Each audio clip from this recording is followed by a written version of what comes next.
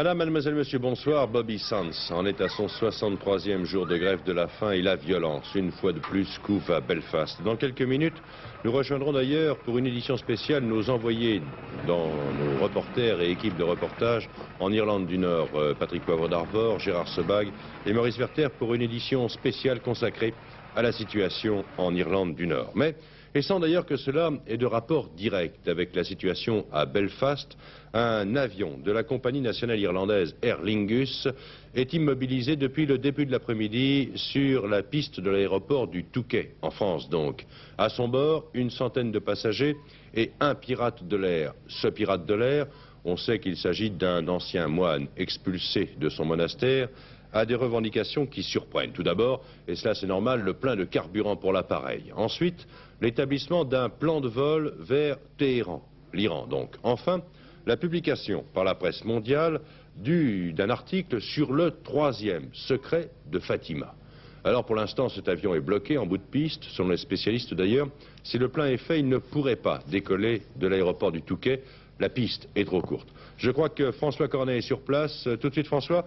Nous venons d'apprendre que 5 femmes et 5 enfants ont pu quitter l'appareil. Est-ce que cela est vrai? Oui, apparemment le pirate de l'air commence à libérer quelques passagers, mais il y va au compte-gouttes. Pour l'instant, c'est l'heure des négociations. On essaie de gagner du temps. Nous avons tourné cet avion, filmé cet avion il y a à peine une heure. En bout de piste, je vous propose d'attendre quelques minutes, de me rappeler dans quelques minutes, de façon à ce que nous puissions vous diffuser quelques images et l'interview du directeur de l'aéroport qui a reçu le message du pirate de l'air par l'intermédiaire du pilote. Alors si vous le voulez bien, rappelez-moi dans quelques minutes et je vous transmettrai les images que nous venons à l'instant de tourner au Touquet. D'accord, François Cornet, dès que vous avez des informations, vous pouvez nous appeler. Et moi, je vous rappelle, avant la fin de cette édition, dans quelques minutes en tout cas, pour avoir d'autres informations sur ce qui se passe sur l'aéroport de Touquet, donc sur ce détournement d'un avion de la compagnie nationale irlandaise, Irlande du Sud, bien sûr, Aer Lingus, qui a été détourné par un pirate de l'air sur l'aéroport du Touquet, pirate de l'air qui demande le plein en carburant et un plan de vol vers Téhéran, en attendant la publication donc dans la presse mondiale d'un article sur le 3e secret de Fatima. Pour ceux que cela intéresse, je tiens à dire que le 3e secret, eh bien, nous ne le connaissons pas. D'après les informations que j'ai pu obtenir cet après-midi par les différents journalistes de la rédaction d'Antenne 2, il s'agirait Jean XXIII, le pape Jean XXIII. On aurait eu connaissance en 1960 ou en 1964, on ne sait pas très bien, en compagnie d'ailleurs du cardinal Ottaviani. Ce serait un secret effroyable et qui n'a pas été publié, pour éviter d'ailleurs que le monde catholique soit pris d'une certaine terreur. On dit que Jean-Paul II aurait voulu, à une certaine époque, le dévoiler, ce 3e secret de Fatima. Attendez, une seconde, je vous prie de m'excuser. Bien, alors on me dit que François Cornet au Touquet, sur l'aéroport du Touquet est prêt. François, vous pouvez nous diffuser les premières images que vous avez pu tourner sur cet aéroport? Oui, vous allez les voir apparaître. Elles ont été tournées à bord de l'avion qui nous a amenés tout à l'heure au Touquet. Il était 18h30 exactement cet après-midi. Le Boeing 737 d'Aer Lingus est immobilisé sur un parking en bout de piste à 500 ou 600 mètres de l'aérogare. Il est là depuis 16h08 très exactement, avec à son bord 123 passagers et un ancien moine, comme vous l'avez dit, trappiste irlandais défroqué, Lawrence Jem Downey, qui a détourné l'appareil peu de temps avant son atterrissage sur l'aéroport de Londres. Ce 737 assurait la liaison entre Dublin et la capitale britannique, où il devait se poser à 15h45. Le pirate de l'air, qui semble-t-il, selon les premiers témoignages, est seul, a fait irruption dans le cockpit et a ordonné à l'équipage de se dérouter sur Téhéran. Il a affirmé être en possession d'une bombe artisanale qui se trouve dans les soutes avec un déclencheur automatique depuis la cabine. Le commandant de bord a indiqué aux pirates qu'il n'avait pas assez de carburant pour effectuer le vol direct et c'est la raison pour laquelle cet appareil se retrouve ici au Touquet. Le directeur de l'aéroport s'est approché au sol du cockpit de l'avion. Le pilote lui a remis le message du pirate de l'air. Est-ce que vous avez vu le pirate de l'air? Non, pas du tout. Pas du tout, je n'ai pu voir que le pilote qui s'est penché par la petite fenêtre du cockpit. Et comment est le pilote? Est-ce qu'il a l'air paniqué ou au contraire tranquille? Le pilote a l'air très tranquille, mais enfin il m'a quand même fait signe qu'il ne pouvait rien faire. Enfin, où veut aller l'avion? Où veut aller le pirate de l'air? Pour l'instant, il semblerait, mais c'est toujours conditionnel, puisque nous attendons d'une part une décision des autorités françaises sur ce qu'il y a lieu de faire. Pour l'instant, tout à l'heure, il a demandé d'une part de faire passer donc ce message, auquel cas il serait d'accord pour faire descendre les passagers. Et à ce moment-là, il faudrait le ravitailler et il aurait l'intention d'aller à Téhéran. Donc vous attendez pour faire les pleins? Nous attendons que les autorités françaises aient décidé, enfin me donnent des instructions. Quelle est selon vous la tendance actuelle? Est-ce qu'on va maintenir l'avion ici ou au contraire le refaire décoller? Pour l'instant, il est toujours sur le parking, les portes sont toujours fermées, nous attendons des instructions. Vous êtes en contact permanent avec l'avion? Il est en contact avec la tour de contrôle sans arrêt et de temps en temps il se manifeste pour se rappeler à notre bon souvenir. Est-ce qu'il est calme ou au contraire excité? C'est le pilote qui transmet ce que lui dit le ou les pirates. Pas de message direct avec le pirate? Pas de message direct, non. Alors sur l'aéroport du Touquet, la situation est calme pour l'instant. Les autorités préfectorales sont sur place, mais aucune force de police en armes autour de l'avion. Et la tendance actuelle ne semble pas être à une préparation d'un éventuel assaut. S'il s'agit véritablement d'un déséquilibré, on va avant toute chose chercher à négocier et à gagner du temps. Bien, François, vous nous rappelez avant la fin de cette édition si vous avez bien sûr d'autres informations à propos de ce détournement d'avion qui est le fait, semble-t-il, d'un déséquilibré. Avant de rejoindre nos envoyés spéciaux en Irlande, et je tiens à dire que ces deux affaires n'ont franchement rien à voir. D'un côté, un déséquilibré qui détourne un avion, de l'autre, une situation en Irlande du Nord qui est extrêmement difficile, extrêmement pénible aujourd'hui. Avant de les retrouver, je vous propose de jeter un petit coup d'œil sur le reste de l'actualité avec tout d'abord le Liban. Depuis plusieurs jours, l'armée israélienne annonçait l'arrivée de missiles SAM-6 antiaériens dans le sud du Liban. Des missiles destinés à empêcher le survol de ce pays par les Mirages et les fantômes de l'armée de l'air israélienne. Des informations conditionnelles d'ailleurs, et pour M. Begin aujourd'hui, aucune preuve n'a été apportée à la présence de tels missiles SAM-6 au Liban. Pourtant, Philippe Rochaud et l'équipe d'Antenne 2 qui se trouve actuellement dans ce pays ont eux vu ces missiles. On ne leur a pas montré bien sûr, ils ont réussi à les filmer au hasard d'un reportage. Philippe Rochaud. La plaine de la Bekaa, entre les monts Liban et l'anti-Liban, à 700 mètres d'altitude. C'est peut-être là qu'aura lieu la prochaine guerre israélo-arabe. L'armée syrienne, en quelques jours, a considérablement renforcé son dispositif militaire en installant notamment ces fameux missiles soviétiques anti-aériens SAM-6 pour empêcher toute intervention de l'aviation israélienne. On est loin du conflit libanais, c'est tout le problème du Proche-Orient qui se trouve à présent concentré ici. Il ne s'agit plus pour Damas de mettre fin à une guerre civile, mais d'utiliser aussi la plaine de la Bekaa dans sa stratégie contre Israël. Hélicoptères MiG-21, armes sophistiquées, sont à présent installés ici, dans ce gigantesque couloir de 20 km de large qui descend droit sur Israël. Les effectifs de l'armée syrienne ont sensiblement augmenté dans la Bekaa ces derniers jours. À chaque carrefour, contrôle des voitures. On estime aujourd'hui à 40 000 le nombre de ces soldats, alors qu'à l'origine, la force arabe de dissuasion ne comptait que 30 000 hommes. La présence de ces soldats syriens renforce incontestablement le front arabe contre Israël. Ils seront peut-être les acteurs du prochain conflit du Moyen-Orient, ici, dans la plaine de la Bekaa.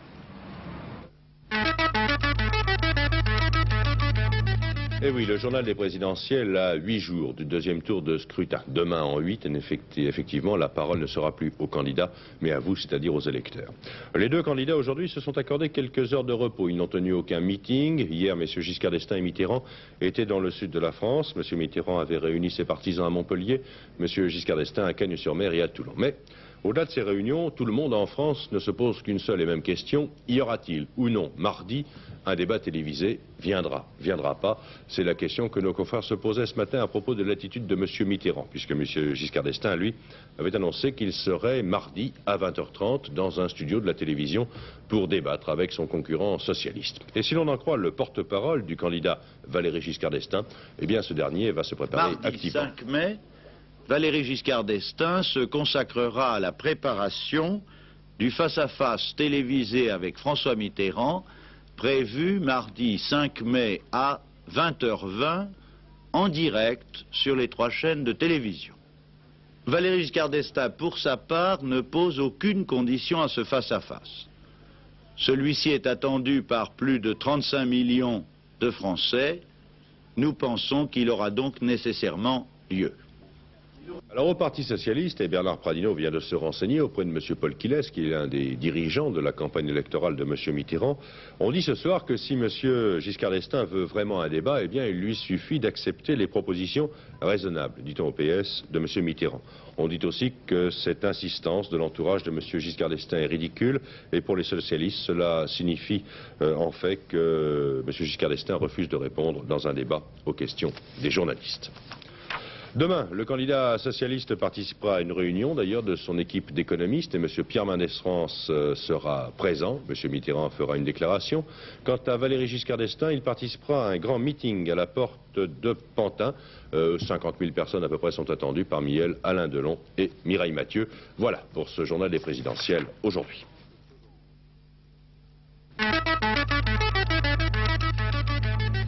L'affaire du détournement d'avion de Aer Lingus sur l'aéroport du Touquet, une information, les autorités françaises ont demandé il y a quelques minutes qu'aucun plan de vol vers Téhéran et qu'aucune dose de carburant ne soit fournie à l'avion qui a été détourné. Cet avion restera donc vraisemblablement, tout au moins dans les heures qui viennent, sur l'aéroport du Touquet. Nous retrouverons François Cornet avant la fin de cette édition. L'heure en effet est maintenant venue de joindre nos envoyés spéciaux en Irlande. Il ne s'est rien passé, vous le savez, de nouveau, donc, ou pratiquement rien de nouveau depuis le début de cette édition sur l'aéroport du Touquet.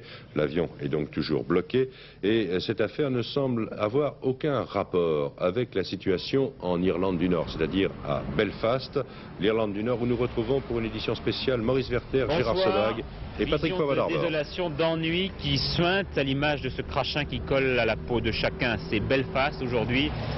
Belfast à nouveau déchiré comme une bonne partie de l'Irlande du Nord par la haine entre catholiques farouches et protestants orgueilleux, entre partisans du rattachement à la terre patrie, c'est-à-dire la République d'Irlande, et de l'attachement à la mère patrie, c'est-à-dire la Grande-Bretagne. Et cela donne aujourd'hui encore ces barricades, cette nuit. Et si tout s'est réveillé aujourd'hui encore, c'est qu'un homme veut mourir pour obtenir le statut de prisonnier politique et non pas celui de détenu de droit commun. Il s'appelle Bobby Sands et comme 3 de ses camarades, il fait, lui, la grève de la faim depuis plus de 2 mois maintenant. Il a été élu il y a 1 mois tout juste dans cette prison, membre donc du Parlement britannique comme Madame Thatcher qui elle ne veut absolument pas céder à ses revendications. Si Bobby Sands meurt, ou quand Bobby Sands va mourir et être enterré dans ce cimetière tout là-bas, eh bien Belfast sera à nouveau à feu et à sang, à commencer par ce quartier catholique dans lequel Gérard Sebag et Jean-Claude de la Tremblay vont maintenant vous faire entrer.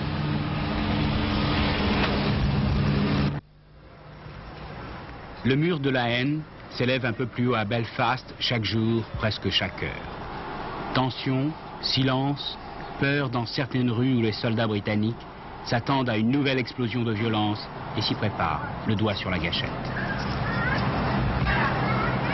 Sorry, what are you doing? Covering this off from that side, so they can't get over.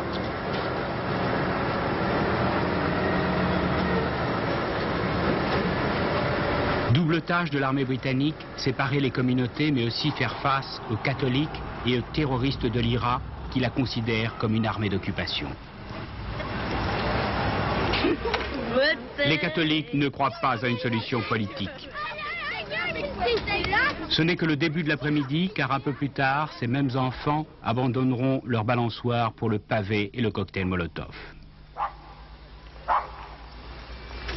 Ballymurphy, un ghetto, l'un des quartiers les plus pauvres et le plus dur de Belfast.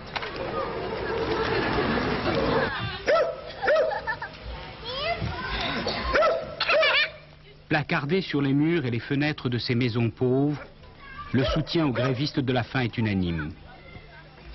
Ici, chaque famille a au moins l'un de ses proches parents détenus à la prison de Long Kesh.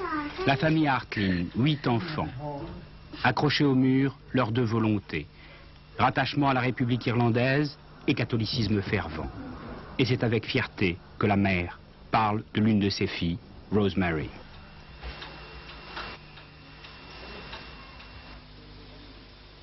Rosemary.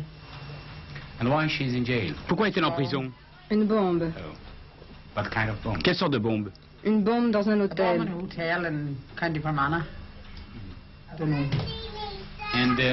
Et quel âge a-t-elle? 22 ans. And for how long time she... 15 years. Elle a été condamnée à 15 ans de prison. And you go sometimes to... Vous allez la voir de temps en temps? Yes, we go once a week to une see fois her. par semaine. And how she is? Oh, she's great. Elle est en pleine forme. Elle n'attend qu'une chose, c'est sortir pour recommencer. And what you... Et vos autres enfants, que pensent-ils de leur sœur? I'm thinking about their sister. Elles sont fières de leur sœur. Nous sommes tous fiers. Nous sommes fiers de ce qu'elle a fait. Yes. Et tout le monde la soutient. Tout le monde la soutient. Tout le monde ici soutient les prisonniers. May, apparemment petite fille sage, 12 ans, suivra-t-elle les traces de sa sœur? Un peu plus tard, May, avec ce visage puéril encadré de cheveux blonds, rejoindra les autres enfants du quartier. C'est l'heure en début de soirée où les patrouilles britanniques vont commencer à sillonner les abords de Ballymurphy. Et chacun y va de son caillou. Les barricades ont été dressées avec des vieilles ferrailles et des fûts de bière. Le brasero sert à se réchauffer, mais aussi à allumer les cocktails Molotov.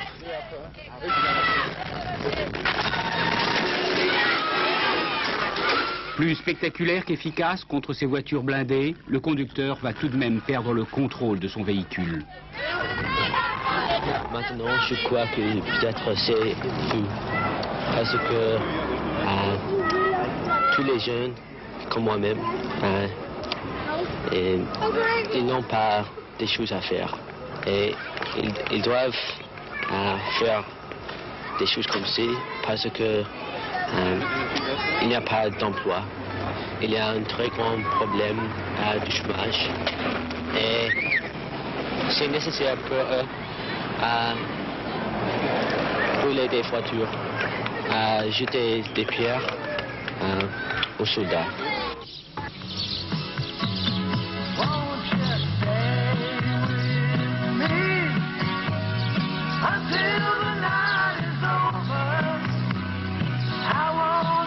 Au petit matin, alors que la BBC, dans l'un de ses premiers bulletins, annonce que la nuit a été chaude à Belfast, les irréductibles sont toujours là. Thé au lait, puis petit gâteau. Contribution plus ou moins volontaire du laitier qui doit passer la barricade pour faire sa distribution. En grignotant leur cake, ils n'oublient pas pour autant l'ennemi, le soldat britannique, et ces jeunes catholiques passent à nouveau à l'attaque.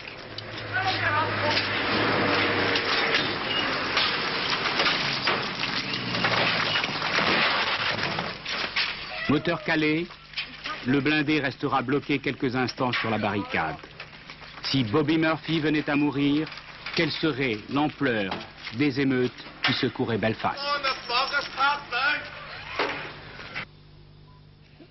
Une situation, nous le voyons, finalement assez comparable à celle du Liban que nous vous avons présentée il y a exactement une semaine et même à celle de l'Algérie que les Français ont bien connue il y a plus de 20 ans. Gérard Sebag, il faut quand même y ajouter le caractère très particulier de l'âme celte. Ce qui est frappant, c'est la détermination des habitants de ce quartier qui soutiennent d'une manière dérisoire parfois et suicidaire les prisonniers du bloc H. Ce qui est également frappant, c'est la jeunesse des manifestants qui attaquent régulièrement les convois militaires.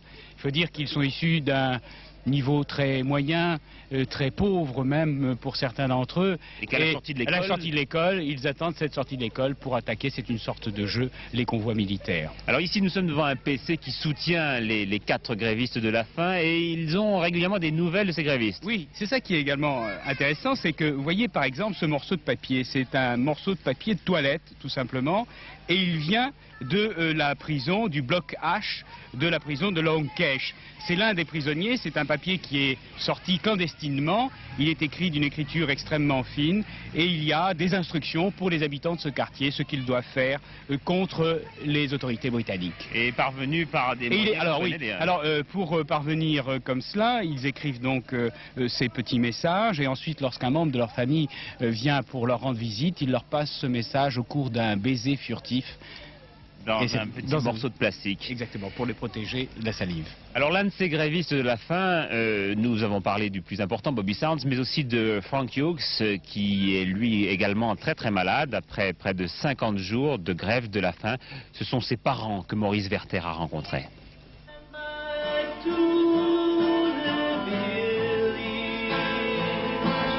Balahi, à 60 km à l'ouest de Belfast, un paysage qui rappelle un peu la Normandie, une campagne riche, des cultivateurs à l'aise. C'est là qu'a grandi Francis Hughes, 25 ans, 9e d'une famille de 10 enfants. Il en est à son 48e jour de grève de la faim. Comme Bobby Sands, il veut obtenir le statut de prisonnier politique. Blessé le jour de son arrestation, il avait tué un soldat britannique, il est aujourd'hui aux portes de la mort. Ce jour-là, sa mère revenait de la prison de Maze à Belfast, où elle, avec un autre de ses fils, avait constaté l'état qu'il juge désespéré de Francis.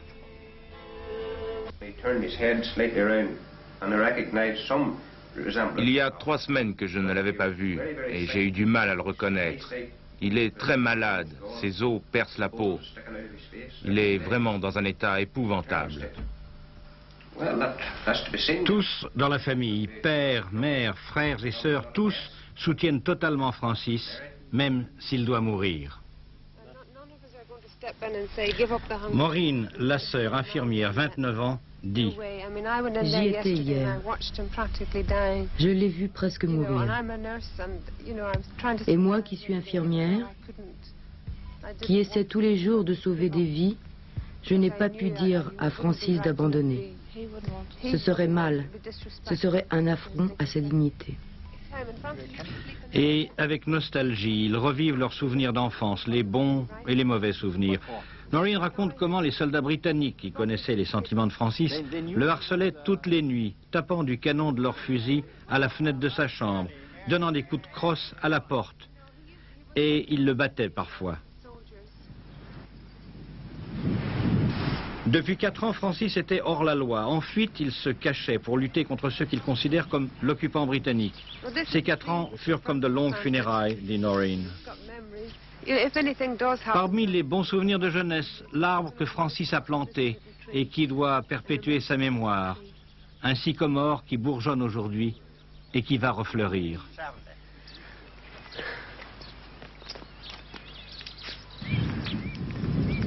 No, dead.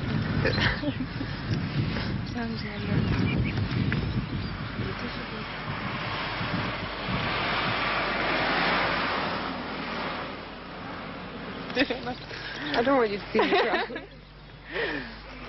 That's it.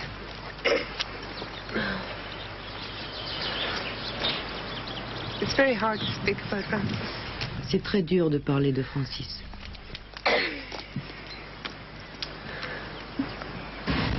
Changement de décor, nous sommes maintenant dans le quartier protestant de Shankill, dans Belfast, un quartier très populaire, car il n'y a pas que les catholiques qui habitent des quartiers pauvres en Irlande du Nord. Je pense que ce pub en est l'illustration. Il faut rappeler, Maurice Werther, ce qu'est la balance catholique-protestant en Ulster. En Ulster, Irlande du Nord, il y a approximativement 1,5 million d'habitants, approximativement 1 million de protestants et 500 000 catholiques.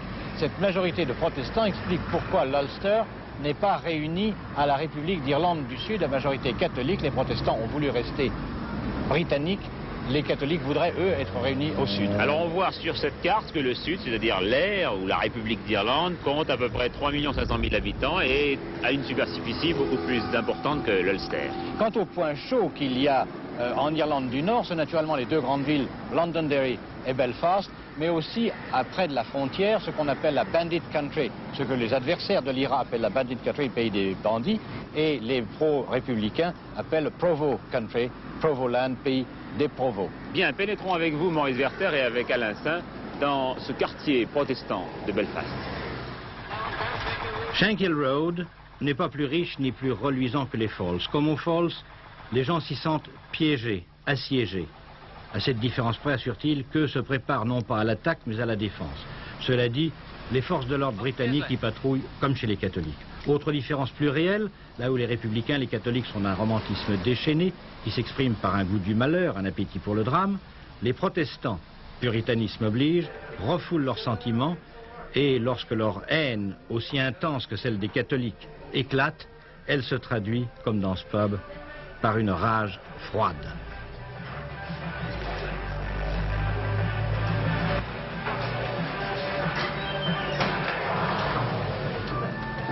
Would you answer a question on this bit, please? Would you answer a question? Well, what do you think of the IRA? Qu'est-ce que vous pensez de l'IRA? Des assassins qui tirent dans le dos. What do you think if the hunger strikers die? Des ordures. Ils auraient dû être pendus depuis longtemps. Des assassins, des ordures, c'est tout. Peut-on se réconcilier avec les catholiques? Pas question. Nous voici donc devant le centre commercial de Belfast et pour y parvenir, vous le voyez, on ne peut qu'arriver par bus ou à pied après être fouillé sévèrement. C'est ainsi que vivent les habitants de la capitale de l'Ulster. Voici donc présenter les deux communautés. Entre les deux, vous l'avez vu passer tout à l'heure, l'armée anglaise à l'aide de ces petits scarabées hideux mais presque invulnérables pour se protéger de toute attaque. Il lui faut assumer l'impopularité, l'intransigeance de Mme Thatcher ici et d'une bonne partie de l'opinion britannique.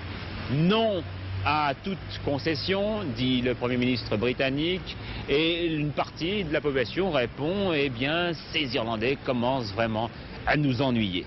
C'est un reportage de Betty Duro. Le gouvernement britannique prêt à affronter sans faiblir une épreuve de force en Irlande du Nord et même à supporter une éventuelle explosion de violence en Angleterre. La résidence du Premier ministre est bouclée, les édifices publics gardés, marches et manifestations dans Londres interdites pour un mois et mise en garde transmise aux personnalités politiques. Margaret Thatcher, forte du soutien de l'ensemble de la presse anglaise et du monde politique, même une fois n'est pas coutume du Labour, ne cédera pas un pouce de terrain. À ce point très difficile dans l'histoire de ce parti du Royaume-Uni, on a pu et on va continuer à maintenir une politique commune. La position est tout à fait claire, c'est que la majorité veut rester avec le Royaume-Uni et c'est pour ça que le gouvernement soutient cette politique avec le soutien des conservateurs en général. Les gens ne veulent pas céder au chantage, c'est simple comme ça. Les poussées de fièvre chronique de l'Ulster coûtent cher aux contribuables. 58% trouvent la facture de l'Irlande du Nord lourde à éponger. Les Anglais, si c'était à eux, aux gens ici de Grande-Bretagne, si c'était à eux de décider de rester ou de ne pas rester en Irlande du Nord, ils diraient sans doute il faut s'en aller. Évidemment, ça coûte de l'argent, l'Irlande du Nord. C'est pas seulement l'armée, c'est le soutien pour l'infrastructure économique aussi, qui dépasse les recettes. Mais c'est plutôt une question de... pour beaucoup d'Anglais, d'une sorte de fatigue politique, n'est-ce pas? On en a eu assez de cela. On voudrait qu'on pouvait mettre l'Irlande du Nord au milieu de l'océan et puis de l'oublier totalement. Les grévistes de la faim ont le dos au mur, le gouvernement anglais voudrait sortir de l'impasse. La vraie solution passe par la négociation, mais comment et avec qui? Mais on ne peut pas négocier avec des terroristes, c'est impossible. Une seule voix dissonante, celle du député travailliste Ernest Roberts. Il veut voir le gouvernement plier, accorder le droit aux prisonniers de porter leurs propres vêtements et ne pas participer au travail obligatoire. Ainsi, pour lui, la grève de la faim pourrait cesser. Si l'on réfléchit un petit peu sereinement quand même que toute l'Irlande du Nord est à feu et à sang, il y a des zones, des îlots de paix, par exemple ici, Downpatrick, à quelques 40 km de Belfast, Downpatrick, 8000 habitants, où coexistent harmonieusement catholiques et protestants, l'une des plus anciennes cités d'Irlande du Nord, fondée au XIIe siècle, et qui voit, dit-on en tout cas, la tombe de Saint Patrick mort en 432. C'est un reportage de Maurice Vertet. Downpatrick, pas loin de Belfast, pourrait aussi bien être à l'autre bout du monde. Ici, tout n'est qu'ordre et harmonie. Il y a à Downpatrick à peu près autant de catholiques que de protestants et c'est à peine croyable, le problème religieux ou politique ne s'y pose pas.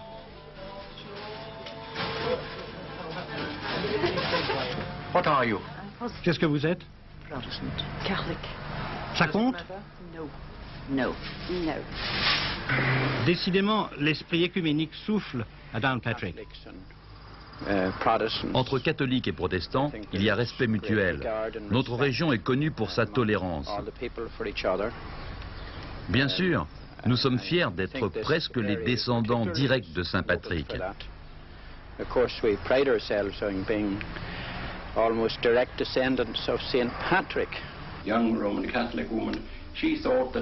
Une jeune femme catholique a proposé que le premier dimanche de chaque mois, nous prions ensemble pour la paix de l'Irlande, à tour de rôle, dans chacune des églises et de chacun des temples.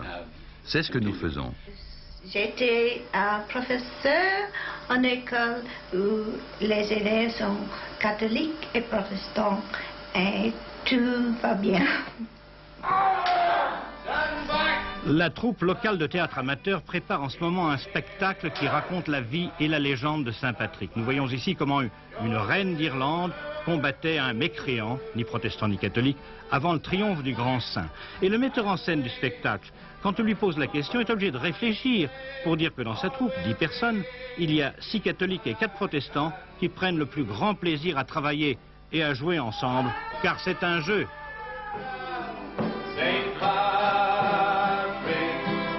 Ici, dans ce petit bourg de Downpatrick, qui a été le foyer de Saint-Patrick, la paix religieuse règne parmi tous les habitants, car ils considèrent que Saint-Patrick n'était ni catholique ni protestant, mais homme de Christ. Voilà, ainsi se termine cette édition spéciale consacrée aux problèmes irlandais. J'espère que vous aurez un peu mieux compris l'âme de ce pays, ce romantisme échevelé qui très souvent colore la plupart des décisions politiques et de la vie de tous les jours. Bonsoir à tous, à bientôt.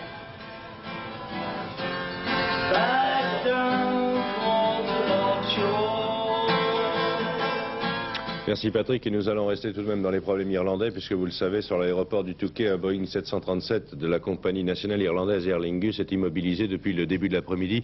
François Cornet, depuis notre dernière liaison, donc il y a à peu près 20 minutes, quoi de neuf? Je vous confirme que les autorités françaises ne semblent pas vouloir céder au chantage du pirate de l'air. Les responsables de l'aéroport du Touquet ont reçu des consignes précises, pas de ravitaillement de carburant pour l'avion et pas de préparation de plan de vol pour Téhéran. Tout se jouera donc ici, sur l'aéroport du Touquet. L'avion restera là. Il y a encore 113 personnes à bord, 5 femmes, 5 enfants ont été libérés tout à l'heure et on attend ici l'arrivée d'un consul irlandais pour essayer de négocier avec le pirate de l'air. Bien. François, vous restez sur place et bien sûr, au cours de cette soirée, vous intervenez sur notre antenne dans des flashs spéciaux que nous présentera Pierre-Alain, dès que vous avez des informations complémentaires à propos de ce détournement d'avion, qui, je le rappelle, ne semble pas avoir des motifs réellement politiques, mais a été réalisé par un ancien moine chassé de son couvent, qui demande la publication dans la presse mondiale du 3e secret de Fatima, un secret que ne connaissent, semble-t-il, que le pape et certains cardinaux du Vatican. Alors il faudra faire attention, je change là tout à fait de sujet, il faudra faire attention sur les routes demain. Les conditions météo ne sont pas particulièrement bonnes. Certes, les premières cigognes ont été aperçues en Moselle ce matin, elles se dirigeaient vers l'Alsace, c'est bien normal. Mais Alain Gillot-Pétré, la pluie risque d'être encore au rendez-vous demain, non? Oui, ça fera un très beau temps. Mais il y aura un léger redout, très léger redout demain après-midi. La prévision région par région, tout de suite, pour bien comprendre ce qui va se passer, eh bien demain, une zone perturbée va mourir sur notre pays, donnant de la pluie en montagne, du Mistral près de la Méditerranée et ailleurs un temps variable avec passage nuageux et éclairci. Et puis, derrière moi, ici, une zone de mauvais temps, encore de la pluie, mais avec du redout, qui arrivera par le nord-ouest du pays demain après-midi. Lundi maintenant, cette zone de pluie sera sur l'ensemble de la France, où donc il pleuvra, quelques éclaircies près de la Corse et au nord-ouest du pays. Température très froide le matin, enfin, disons, froide le matin. Non, n'en rajoutons pas trop quand même. Regardons ces températures prévues pour demain. Température froide le matin, comme vous le voyez, et fraîche l'après-midi. 1 à 10 le matin, 7 à 16, 17 l'après-midi. Enfin, notre agenda pour demain, très rapidement, les heures de lever et de coucher du soleil pour le dimanche 3 mai, à Paris et en heure civile et d'été française. Enfin, Saint-Philippe et Jacques, tout ensemble pour demain. Merci Alain, vous avez été très rapide. Pierrette Brest, les chevaux seront-ils aussi rapides demain, les 20 partants du tiercé? Mais je crois que c'est peut-être pas la course la plus intéressante, le tiercé. Ben oui, en effet, les deux épreuves classiques de ce premier dimanche de mai sont la poule d'essai des pouliches et le prix Gannet. Et c'est le prix de la Reine Marguerite, une course à handicap qui a été choisie comme support du Paris tiercé, parce qu'elle réunit un plus grand nombre de partants. 20 poulains et pouliches, âgés de 4 ans et plus, se disputeront 130 000 francs de prix en parcourant 2400 mètres. Cette distance demande à la fois beaucoup de tenue et de rapidité aux concurrents et plusieurs d'entre eux peuvent prétendre disputer l'arrivée. Voici l'analyse que je vous propose avec tout d'abord 3 favoris. San Renato qui vient de terminer 5e d'un tiercé en faisant sa course de rentrée, Atouvent qui porte un poids avantageux, 54 kg, et l'Indésirable qui vaut beaucoup mieux que ce qu'il a montré jusqu'à présent. Dans les chevaux possibles, Agamado trouve ici la distance et le parcours qu'il affectionne. Artwood, vainqueur l'année dernière de cette épreuve, il peut encore sauver l'honneur demain. Lord Jack possède une qualité semi-classique, 2 chevaux chevaux imprévisibles termineront ma sélection. Rushy, dont les performances sont régulières, et Tarsière, qui reste sur une petite victoire dans un réclamé. Je vous rappelle leurs numéros, 4, 11, 15, 14, 3, 5 et 10, 13. Merci Pierrette. Voilà, cette édition de 20 heures qui a duré un petit peu plus longtemps que prévu et qui était consacrée en grande partie à la situation en Irlande est maintenant terminée. Je vous rappelle que sur l'aéroport du Touquet, un Boeing 737 de la compagnie nationale irlandaise Aer Lingus est toujours immobilisé en bout de piste dans cet avion 113 passagers et 1 pirate de l'air à Dublin. Le ministère irlandais est d'ailleurs réuni depuis quelques minutes en session extraordinaire pour juger de cette affaire. Et c'est Pierre Alain qui, tout au long de cette soirée, dans des flashs spéciaux, même si cela est nécessaire, vous tiendra au courant des derniers développements de la situation sur l'aéroport du Touquet. Le dernier journal sera vers 23h35, puisque nous avons été plus longs ce soir que prévu. Quant à moi, je vous retrouve demain à 12h45. Bonne soirée, à demain.